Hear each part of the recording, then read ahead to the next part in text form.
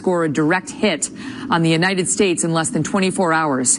Millions are bracing for the impact of this thing. Look at it. Hundreds of thousands are now evacuating their counties ahead of Hurricane Matthew. It is the first major hurricane threat for the United States in a decade. The monster storm killed nearly a dozen people in the Caribbean already on its march toward Florida and the East Coast. Governors in 4 states already declaring an emergency. President Obama urging Americans to take this very seriously, and Florida Governor Rick Scott warning of the possibility of, quote, massive destruction that we haven't seen in years. We've got every angle of this storm covered for you, and we'll be updating you on its track throughout the night and on its progress. Meanwhile, just 4 days remain before the second of 3 presidential debates, one that campaign watchers say could provide a reset of sorts for Donald Trump. This showdown will be unlike any other we'll see, with 2 moderators hosting, CNN's Anderson Cooper and ABC's Martha Raddatz, in a town hall format, meaning half of the questions will actually come directly from the voters. The candidates are keeping very different schedules in the run-up to Sunday night. Mrs. Clinton is off the campaign trail, attending fundraisers and focusing on her debate prep. Mr. Trump has been hitting the campaign trail hard in Nevada today. We hear he's going to ramp up his prep work later this week. Regardless, both campaigns say they're ready to go. The town hall format is really a sweet spot for him because he's the one out there with voters every single day. I'm not sure the town hall format is great for Hillary Clinton either. She seemed much more comfortable behind the podium. We've seen her out there with people. That doesn't seem like her most comfortable arena. I'm looking forward to our next debate next Sunday.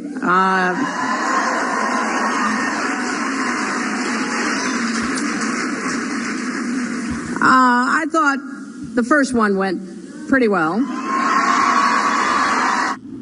In moments, we'll talk strategy with Stuart Stevens, who is a campaign strategist for Mitt Romney. But we begin tonight with Jason Miller, Trump campaign senior communications advisor. Great to see you, Jason. Thanks for being here. Good evening. Thanks for having me. Let's just start with that. She really, listen, the polls say that she won that first debate, but you tell me whether she would do better to be a little less glib and a little more likable on the subject. I mean, self-deprecating is not really Trump's thing either, but you tell me whether she's going to win over voters on the fence by the "it went pretty well" thing. Well, I think the "why am I not 50 points ahead" line really gives you some insight into Secretary Clinton's thinking and just her attitude towards voters. And I think especially with the town hall format that we're going to see on Sunday night, this was really an opportunity for Mr. Trump to do well. I think this is a format that allows him to connect with people. And I don't know if Secretary Clinton can memorize enough lines to do well on Sunday. What about, we saw Trump in the primary season in an Anderson Cooper town hall, and he kind of got in somebody's face. I mean, the guy asked him a tough question about why he said George W. Bush knew about 9/11 before it happened, or intentionally lied to get us into Iraq, one of those two dicey things. And Trump was like, look, it's fine. I'm not getting your vote. I mean, has he been told it's not good to yell at the voters? Be nice to the people asking the question, even if they're snarky questions. But people love him in these town halls. He tells it like he sees it. He calls it like it is. It's not, like I said, not a bunch of pre-programmed lines or things he's been memorizing. But I think he'll do well on Sunday. I think we're actually going to be doing a town hall tomorrow night in New Hampshire, 7 o'clock. So that'll be it's like a little practice. He'll be Mr. Trump does a whole lot of town halls and meets with and talks with voters all the time. But it'll be one that we do in advance, and he'll be doing debate prep tomorrow and Friday and getting ready. Are we going to see a different Trump at this debate than we saw at the last one? Because, you know, some of the criticisms of him were punch back, right? Don't defend everything she lobs your way. Don't be on defense, but punch back, punch at her, and punch relentlessly, actually, as the night goes on. Well, so our goal going into the very first debate was to make sure that it was clear who is the insider, who is the outsider, who is the one who's going to fight to change the economy, who is the one who's going to fight to make our country more safe and secure. So we felt from our end that we were able to go and accomplish that. I think this time we're going to start getting a little bit more into some specifics. I think you're going to see really the consumer benefit of what a Trump presidency will do for the American people. And I think that's where things are going to start to separate, because that's where Secretary Clinton has a tough time really connecting with people. Does he get that she laid a trap for him with that Alicia Machado thing, that he walked right into, and then he stayed in the trap for 5 days? Well, look, Mr. Trump is going to defend himself, and I think it's only right that if someone's lobbing a political attack at him, that he can go and defend himself. Why? But it didn't help him. It didn't help. His ardent supporters, some of them, were so disappointed that he stayed in that ugly place for 5 days when he had so much momentum behind him. They don't want to see him do that again. But what they absolutely loved is that he did well through that entire debate, and that he stood up and he fought for himself and he didn't back down. Right, but we're talking about, you know, how they say in like drug addiction, the first step is admitting you have a problem, right? The first step is admitting that was a mistake. Don't walk into the trap. Don't stay in the trap. Don't enjoy the trap. Don't extend the trap by 5 days. So I disagree with you. I saw the debate a bit differently. I thought Mr. Trump did fantastic. And there's a reason why we're seeing these crowds and we're seeing this energy and seeing this excitement. But let's look ahead to Sunday, what we think is going to come up. Yep. And that's the one where I've reviewed a lot of game tape of Secretary Clinton. Yep. She's She's always good on the first answer. She can come through and she'll have memorized, well, probably I'd assume a couple hundred lines. She'll have those down. But as you start getting to those second questions, those third questions, that's where she gets tripped up. And that's where she has a tough time relating with people. She can't really connect. And I think that's because I think the Clintons are so separated from regular people and they can't quite connect. I mean, how do you go from not being able to pay either of your mortgages when you leave the White House to being worth $200 million without ever doing so much as billing an hour of legal work or producing anything or winning Powerball or anything else? And so they live in an alternate reality, and I don't think they get what it means to be in America. They gave a lot of speeches. A lot of speeches that paid very, very well. Would you pay him $500,000 for a speech? But I do not give that kind of money away, and I think Bill Clinton's lived a very different life than I have. But one other thing, though, I think it's important about Sunday, just one of the things we're seeing with the election overall, is where the energy and the enthusiasm is in this race, and it's clearly with Mr. Trump right now. We're seeing with Secretary Clinton that there's just, it's just small crowds, maybe 1,000, if she's lucky at some of these. That's all true, but the crowd size does not determine what happens on Election Day. We saw that last time around with Mitt Romney. Voter intensity is there for Mr. Trump. That's why we're seeing it in the polls. We feel pretty good about where we're at. Thanks for being here. Thank you, Megan. Nice to see Appreciate you. it. Joining us now with more, Stuart Stevens, founding partner of Strategic Partners in Media. He served as a campaign strategist for Mitt Romney. Let's just pick up on that last point, though it may be painful for you, Stuart, because I remember seeing those swelling crowds for Romney, especially in the last couple of weeks before the election. It was incredible. And people thought, there's no way he's not going to win this. No way. And yet, as we now know, the crowd size was not predictive. Well, it's a big country, and if you have a crowd of, say, 60,000 a day, and you still need to get to 65 million, it's going to take you about 5 or 6 years to reach those people. I think it's nice to have voter intensity, and they do have it. They do have it and behind Donald Trump. I think Donald Trump has a smaller, intense following. The question here is it's about addition now. Everything you do should be about addition at this stage of a campaign. What new voters is Donald Trump adding to his coalition? All those voters only get to vote once. So a less enthusiastic voter and a more enthusiastic voter have the same power at the ballot box.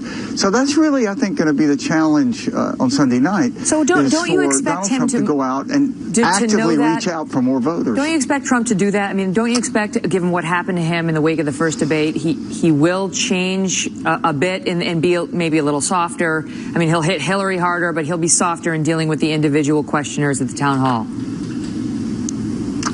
I don't know. It's a different format. It suits itself better to that. Personally, I think Donald Trump is still running against Donald Trump, and he should focus on telling people more about himself. He ought to ask people for a second look if you've decided not to vote for me. I think really it is a referendum on Donald Trump in that sense that he still has favorables that are under 40, and that just limits his growth. What do you make of, I'll ask you the same question that I just asked about her with I thought the debate went pretty well. I get that her supporters love that. They're like, yeah, you go, girl. But these two candidates are fighting over this group in the middle that doesn't like either one of them, right? These people who haven't decided, they don't like her and they don't like him. You tell me whether that sort of thing is going to go over well with these people. Hillary Clinton has low favorables, but she has higher favorables than Donald Trump. Plus, she has a much bigger, better campaign. They've designed this campaign to place her in situations where she can do okay. They're not asking her to go out there and win this race, to carry this race on her back, like a sporting analogy. They believe that they have an organization that can deliver a campaign message and that she has passed that threshold that people can imagine her as president of the United States.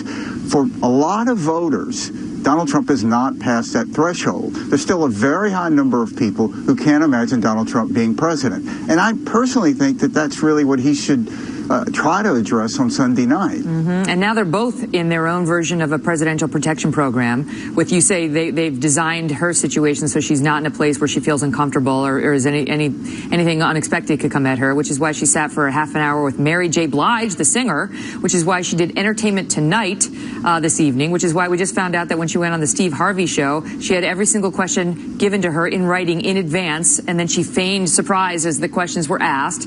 And Donald Trump, with all due respect to my friend at 10 o'clock, will go on Hannity and pretty much only Hannity and will not venture out to the unsafe spaces these days, which doesn't exactly expand the tent for either one of them. There, that's my 2 cents. Stuart, I'll give you the last word.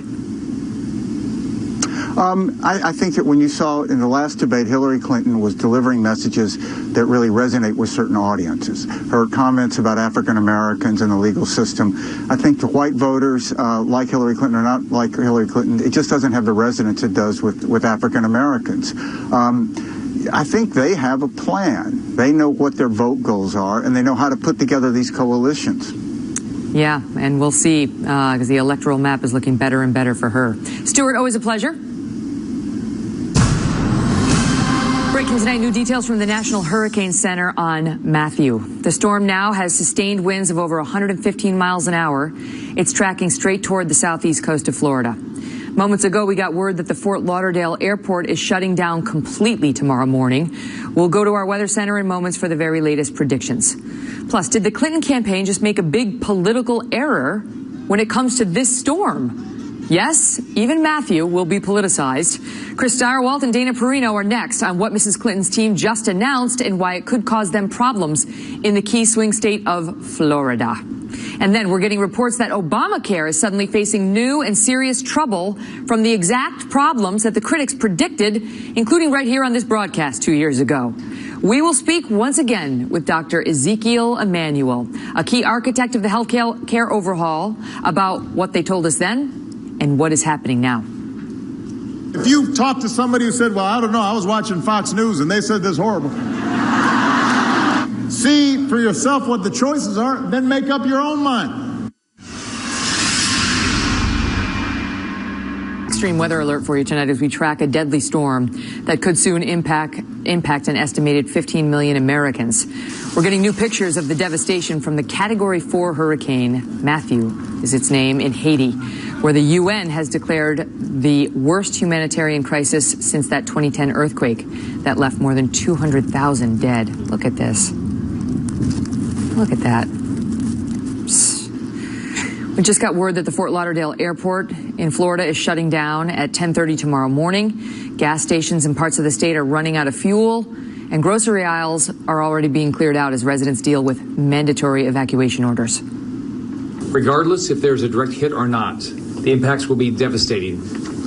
I cannot emphasize it enough that everyone in our state must prepare now for a direct hit. If you get an evacuation order, just remember that you can always rebuild, you can always repair property, you cannot restore a life if it is lost. For those of you that are wondering whether you should leave or not, I again will tell you that if you do not leave, you are putting a law enforcement officer or a National Guardsman's life on the line when they have to go back and get you. Meteorologist Rick Reitmuth is live in the Fox Weather Center for us tonight. Rick? Boy, always such a great point. When you stay, you're putting somebody else's life in danger if they have to come get you. I'm so happy to hear Governor Haley say that. Here is the storm right now. Spent that time over Haiti and Cuba. Not a lot of time, but it was enough that it kind of disrupted a little bit of the structure of it. And so it's weakened down to 115 miles an hour. Still a major Category 3 storm. Don't be fooled by that. Latest satellite imagery representation right here. The latest images changes. All indications are that it is about to go through a strengthening cycle. We would generally see that during the overnight hours, and that's why we think it's going to get back up to a Category 4 storm. We have hurricane watches in effect all across the Georgia coast, all the way down throughout the Keys, but the hurricane warnings from right up here at Daytona Beach down towards Miami, and that's where we're going to be watching the brunt of this starting tomorrow afternoon. I also want to point out it goes inland. So Orlando, you are under a hurricane warning, not just a coastal event. And take a look at what one of our model predictions of the wind field does. By tomorrow, probably around noon, we've got tropical storm force winds around Miami.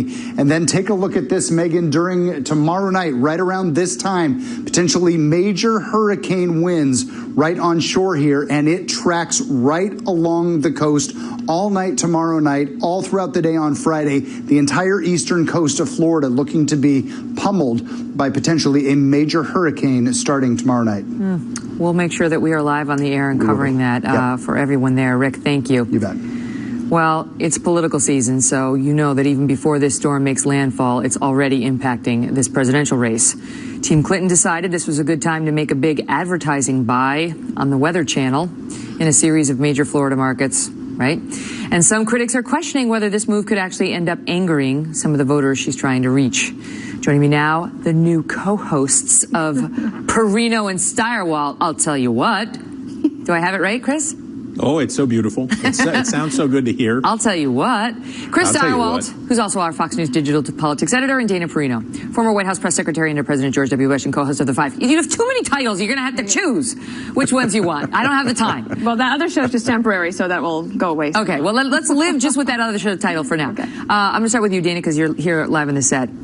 Ad buy on the Weather Channel by Hillary. I understand the goal in running for president is to reach people. Should she be doing that? I think it depends on what the ads are. If it's if they're ads that are slash and burn against Donald Trump, I don't think that would be very welcome. But if they're ads that are uplifting, it might just have a positive impact. I also think that the impact of the storm is going to be so big that they might not have a lot of commercial breaks because the impact of the storm is, if what Rick is saying actually ends up happening, we could be in a really dire situation for millions of people for a long period of time. How does that play politically, Steyerwalt? Because, we saw with Superstorm Sandy, it did have an impact.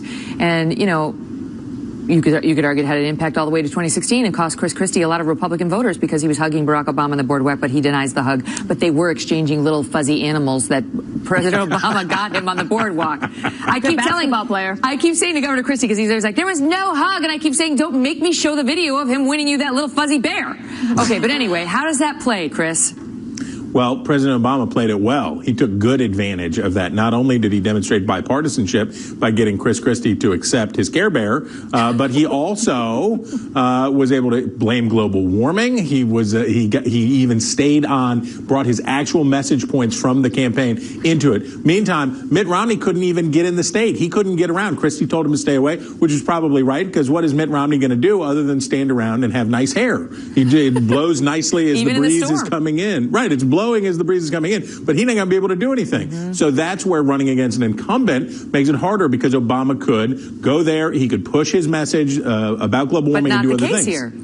But not the case here. We got nobodies. We got people who are a never was and a former. So what? And all they can do is stay away and hope that people from their parties, that the Republican governors of these states and that the president and his organization don't screw up, because if they do, it will be bad for them. Dana, we also have a presidential debate this Sunday night, within 24 hours of this storm hitting landfall. Yeah, so you're going to have, it could be upwards of 15 million and multiples of that that are going to be focused on the storm. They'll be paying little attention to the debate. Nobody pays attention as much as we do, but it's possible that night that you could end up with Trump, like a split screen with Donald Trump, Hillary Clinton, and then the weather map or coverage, because people are going to want to know what is happening to their communities. And what about, early voting, right? Because this is also going to impact North Carolina and Florida. And you tell me whether, turnout for that is a factor, or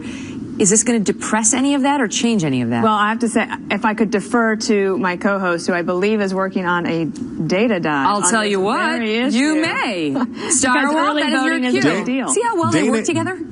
I don't know any answers. I just defer to him. Dana is sweating me on this data dive like crazy. I'm going to come up with something that's going to be good, dadgummit. But the early voting is a huge factor, both in North Carolina and in Florida. If the storm is disruptive to a great degree, that will be harmful for Democrats who like early voting and like long voting periods so that they can mobilize reticent voters or hard to get out voters. So Democrats want this to be over quickly and not massively disruptive so they can take advantage of every day on the map. That's fascinating. But in Florida, you never know what's going to happen. Look at Dana. We're sorry for putting your head over the satellite. Well, yeah, thank you for lowering it. For FaceTime, I think it's probably good. Put it back. Just Dana's little floating head above the storm. I don't know what we're trying to say about Dana. Like, I'm having one of those weeks. Okay. That's what I'm saying. Tears. I know. Remember, she was crying last night. She was very verklempt by the vice presidential debate. Only through one eye. All right, gotta go. Bye, guys. Bye. Also tonight, while a series of new polls show Hillary Clinton gaining ground, one major survey consistently shows Donald Trump ahead. And those pollsters are here to explain what is going on. Plus, Obamacare now facing major new challenges, with reports surfacing that the law may not survive. Up next, our old friend Zeke Emanuel, the key Obamacare architect and renowned doctor, joins us with what went wrong and why. Stay tuned.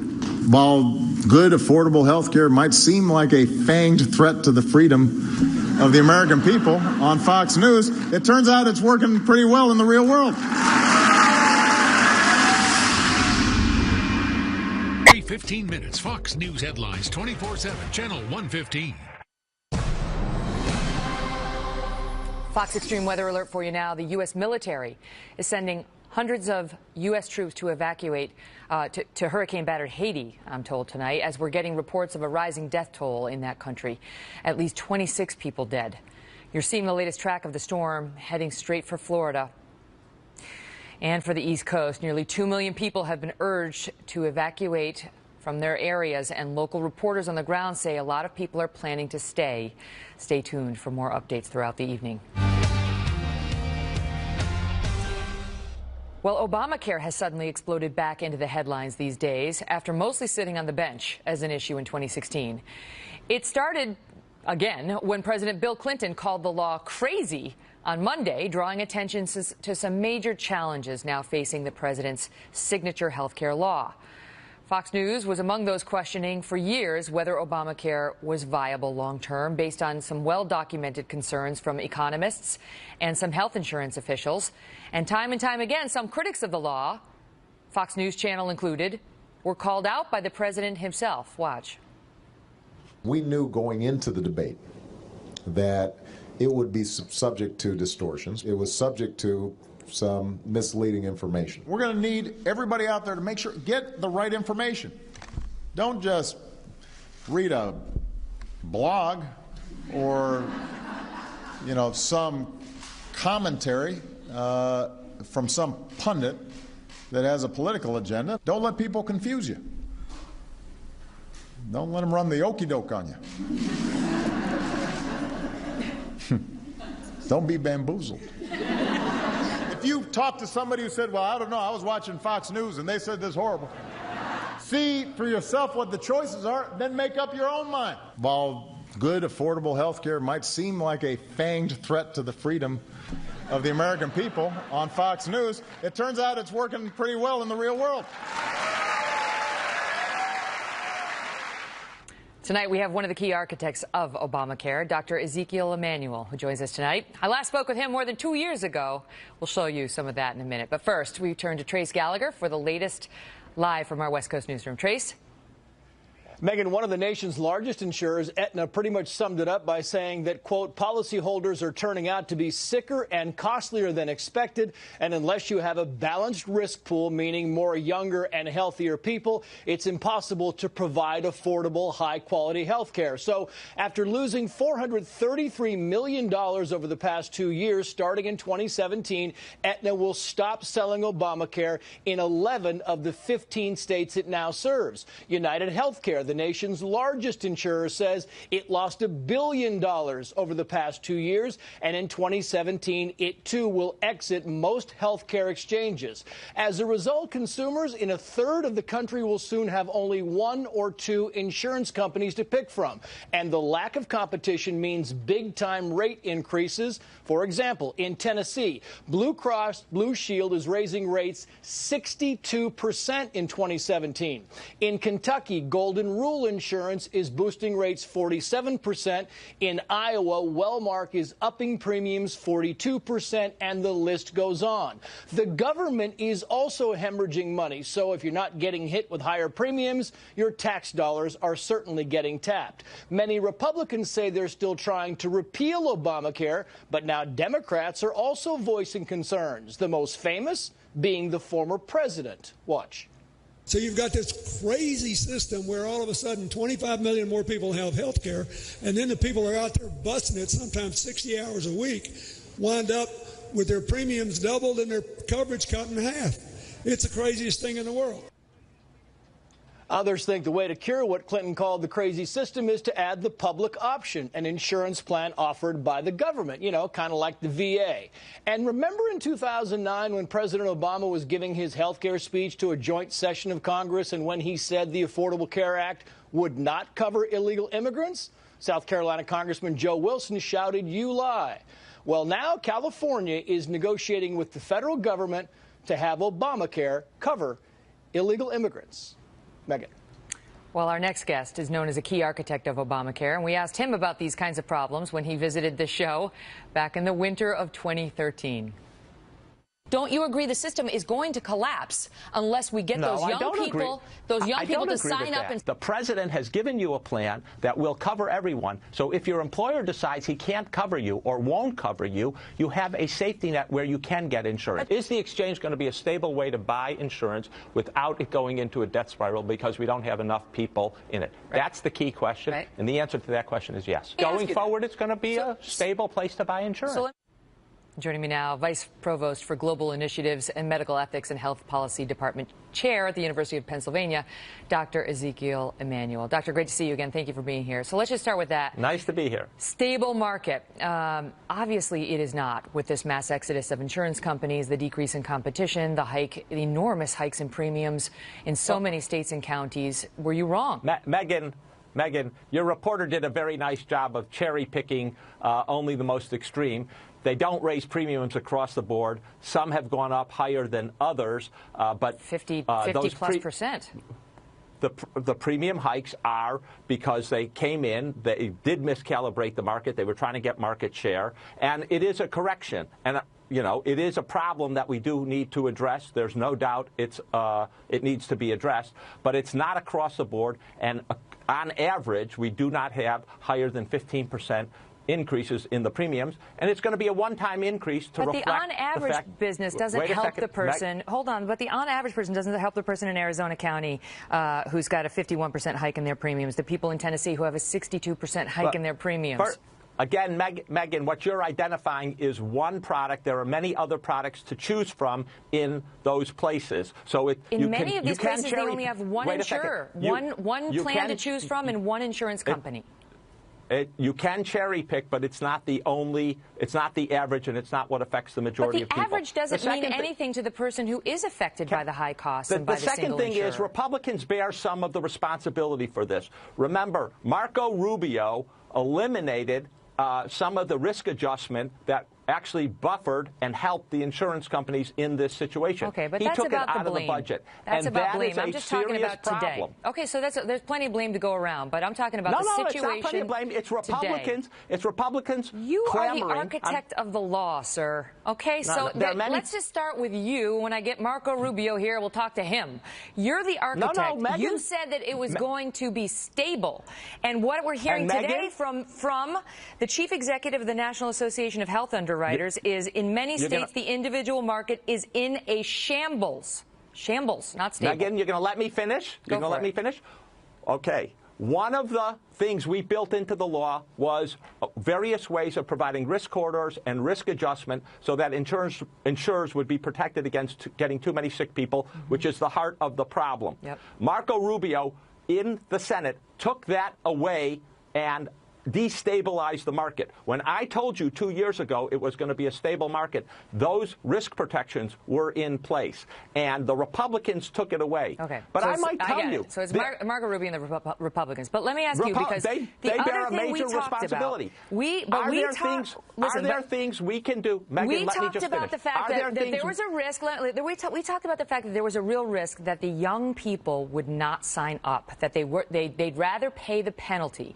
And you said they would sign up. And we talked about, and you said, look, the very poor people are going to be covered by Medicaid, and the next group of people, they will sign up. Yes. We have that exchange. It's the second soundbite from my control room. Can you play it? Watch. What we're being told right now is that the young people who you have said in your writings and you acknowledge are critical to the success of this plan are not signing up. Don't you agree the system is going to collapse unless we get those young people to sign up and start paying? Let me explain something. First of all, we are planned to have people go on Medicaid. About half of the people who are supposed to be covered, under 133% of the poverty line, are supposed to get Medicaid. The people above 133% of the poverty line are going to get shop in the exchange. Okay, but the young people are not signing up. They are choosing instead to pay the penalty, which is a problem. And for those people who are just above that price point where they can get Medicaid, they're not signing up either. The subsidies are not big enough. And what we're being told is that they've enrolled only 17% of those customers, only 17% of those people who make about 35 grand to 47 grand, only 17% have signed up. So you still have all these people without insurance. They can't afford it, and that's why you're not getting the young people in. You're not getting the healthy people in. So my question to you, doctor, is aren't the concerns that we talked about years ago coming to fruition to the detriment of the law and to those who were supposed to have been helped by it? Look, we have actually had millions of people, 11 million people who've come into the exchange. Do we need to make adjustments in the interim? After 6 years, we need to see that things need to be changed. We've suggested some very simple adjustments that will make sense. First of all, from the time the penalty is going up, so it's actually going to be more real to more people. You're going to force them to buy the insurance. Wait a second. Let me finish, No, Megan. I'm just explaining what you mean by the penalty.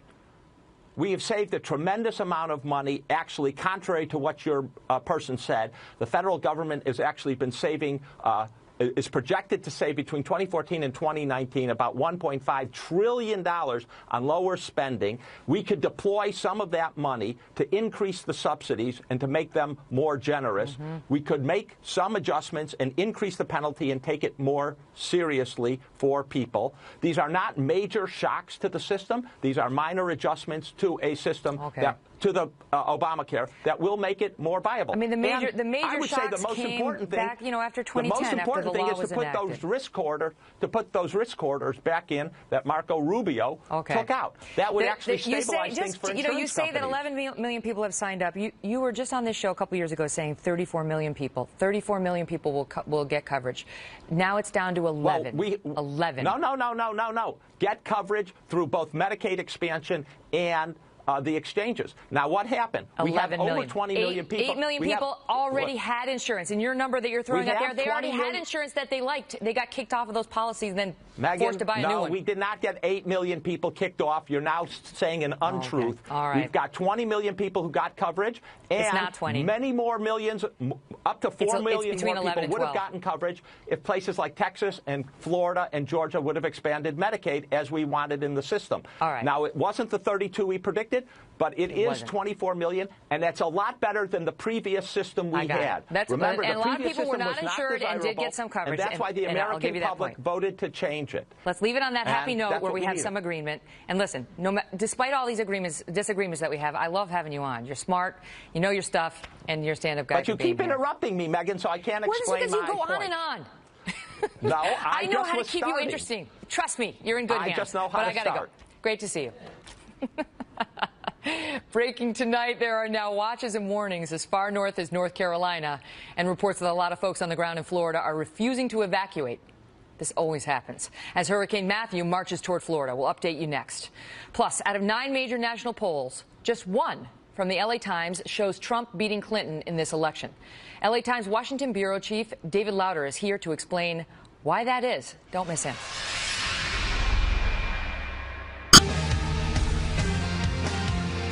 Well, we're now just 34 days away from electing the next president of the United States. And a series of recent polls show Hillary Clinton gaining ground. But one major survey shows Donald Trump still on top. It comes from a USC Los Angeles Times daily tracking poll. It shows Mr. Trump with a 4-point lead over Hillary Clinton. Joining me now, David Lauder, Washington bureau chief at the LA Times, and Tom Bevan, co-founder and publisher of RealClearPolitics.com. Great to see you both.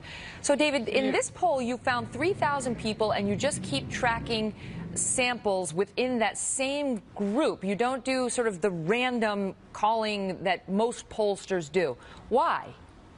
Well, one of the big problems that polls have is that when you call a different sample every week or every other week or every month, you never really know whether the people that you're getting from one sample are comparable to the people that you got before.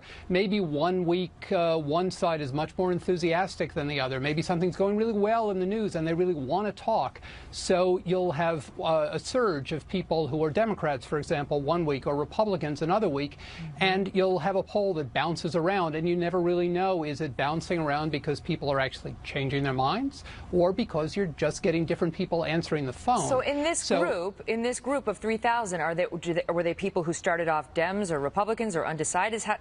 Is that factored in?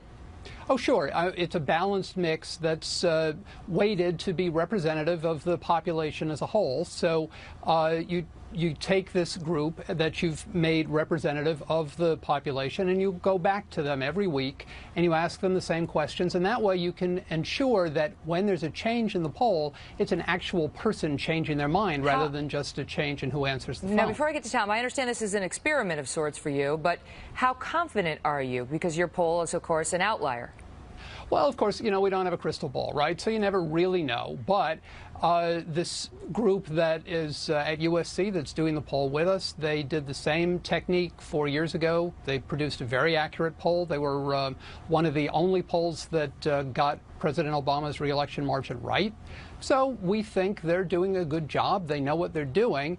And, there's no guarantee that we're right and other people are wrong. Yeah. But I think we've got a pretty good shot at it. There's no guarantee in polling at all, as everybody knows. No, that's right. But Tom, what do you make of it? Because Real Clear Politics, your awesome site, has taken some heat for including this poll in the average of polls because, the people argue it's an obvious outlier whose methodology is untested except for in one other instance. Well, right. As David said, I mean, the people who are producing this poll did do the 2012 election and came out with a very accurate result. And they actually had Obama. They were on the high side of Obama's and margin of victory in that election. And that's what it turned out to be. So that's one thing. The other thing is, look, they partnered with a major media organization, the LA Times. And the third thing I would say is that, look, our poll average has anywhere between 8 and 12 polls in it at any given time. Right now, we have 9 polls in there, and this is just one of the 9. Well, what do you make of it, Tom, as somebody who aggregates these polls? I mean, how reliable would you say it is? I mean, do you think these are this is the secret Donald Trump victory that nobody's seeing? I wouldn't say that, but look, I'm not willing to just say it's completely off the board. I mean, just as one example, Megan, you have variance within polls. Just as one example, we had 2 polls come out in Ohio this week, one from Quinnipiac that showed Donald Trump up 5 points, and one from Monmouth that showed Hillary Clinton up 2 points. Right. So there's a 7-point gap right there. Now, it's a little more pronounced, and again, the LA Times poll has been more favorable to Trump over a more consistent period of time, but again, you do have variance within polls, and again, it's just one poll within a 9-poll basket of 9 polls that we have in our average at the current time. Well, yeah, you're hedging your bets, but David's way out there, and it'll be fascinating. He can come back and do a victory lap if they get it right. Great to see you both. Thanks.